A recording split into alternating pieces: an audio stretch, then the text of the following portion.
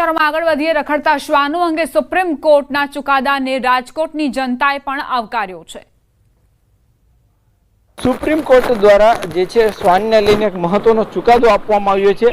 હાલ આપણી સાથે રાજકોટના શ્વાન પ્રેમી છે, આપણે એમની સાથે પણ વાત કરવાનો પ્રયાસ કરીશું। સ્ટ્રીટ ડોગને ફૂડ આપવાનું હોય એ ફૂડ સારું હેલ્ધી આપવું અને એક વ્યવસ્થિત જગ્યા ગોતવી જેથી કરીને જે જગ્યાએ આપતા હોય એ જગ્યાએ આપવું। આપણે પોતાને જ સમજવું જોશે કે એક સારી પ્લેસ ગોતીને એમાં જગ્યાએ કે કોઈને ડિસ્ટર્બન્સ ન થાય એ રીતે આપણે ફૂડ આપીએ જેથી કરીને ડોગ બી પ્રોપર ખાઈ શકે અને બીજાને કોઈને પ્રોબ્લેમ બી ન થાય। જનરલી શ્વાનને રેબિસની વધારે આવશ્યકતા હોય છે અને બાકી એક વાયરલ ઇન્ફેક્શન હોય છે એની પણ વેક્સિન અપાતી હોય છે। આપણે કોર્પોરેશનમાં એ વસ્તુ પોસિબલ છે જ અને એ લોકો કરે જ છે, વેક્સિન કરે જ છે રેબિસની।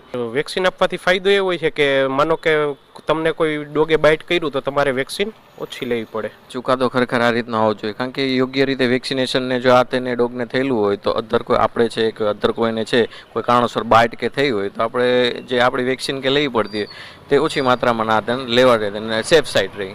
જે રીતના રાજકોટના લોકો હતા, અલગ અલગ લોકો છે, તેમને એક જ વાત કરી છે કે સુપ્રીમ કોર્ટનો ચુકાદો છે તે આવકાર્ય છે। સાથે સાથે જે શ્વાનને અલગ અલગ ફૂડ આપતા હોય તો એવું ફૂડ આપવું જોઈએ કે જે તેમના જે છે તેમના સ્વાસ્થ્ય માટે પણ જે તેમને તકલીફ ન પડે, શ્વાન આક્રમક ન બને, યોગ્ય પેલેસ જગ્યા જોઈને જે છે એમને ફૂડ આપવું જોઈએ। હાર્દિક જોશી, ન્યૂઝ 18 ગુજરાતી, રાજકોટ।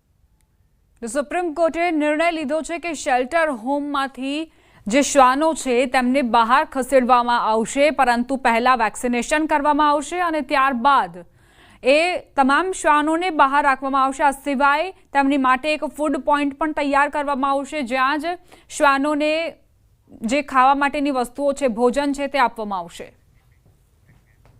સુરેન્દ્રનગર જિલ્લાના થાન તાલુકાના તરણેતર ખાતે યોજાતા તરણેતરના મેળાને ગણતરીના દિવસો બાકી છે। આ મેળામાં ત્રિનેત્રેશ્વર મહાદેવના મંદિર પર વર્ષોથી ભાદરવા સુદ ચોથના દિવસે પાળિયાદના મહંતના હસ્તે 52 ગજની ધજાની પૂજા અર્ચના કરી ચડાવવામાં આવે છે। તો છેલ્લા 35 વર્ષથી દરજી પ્રફુલભાઈ સોલંકી અને તેમના પરિવાર દ્વારા આ 52 ગજની ધજા તૈયાર કરાઈ છે। પ્રફુલભાઈ સોલંકીના પુત્ર કેયોર સોલંકીએ 52 ગજની ધજા બનાવી આ ધજામાં અંદાજે 1500 થી વધુ ઓમની ડિઝાઇન બનાવી છે। તેની ફરતે વાદળી બોર્ડરમાં બિલીપત્રની સુંદર ડિઝાઇન રાખવામાં આવી છે। આ ધજા બનાવતા આ પરિવારને અંદાજે 25 દિવસ જેટલો સમય લાગ્યો છે। જગવિખ્યાત તરણેતરના મેળામાં અમે દર વર્ષે અલગ અલગ પેટર્નમાં ધજા બનાવી અમે પાળિયાદ મકામે અર્પણ કરીશું।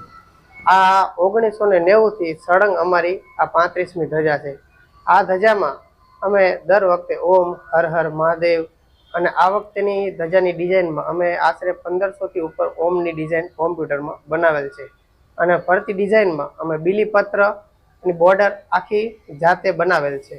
આ ધજામાં આશરે અમારે 22 દિવસનો ટાઈમ લાગેલ છે। લગભગ 90 સાલથી એક જ ધારે ધજા બનાવી અમે પાળિયાદ મહંતને અર્પણ કરી છે અને એની પૂજા કરે, સિદ્ધ કરે, પછી દર વર્ષે તરણેતર ધજા ત્યાં ચડે છે। એટલા વર્ષોથી 18 ધજા મેં બનાવી। પછી આ ધજા છોકરો કે હું બનાવું પપ્પા, તો મેં કીધું તો તું બનાય। એટલે 1990 થી એક જ ધારી ધજા મેં બનાવી છે।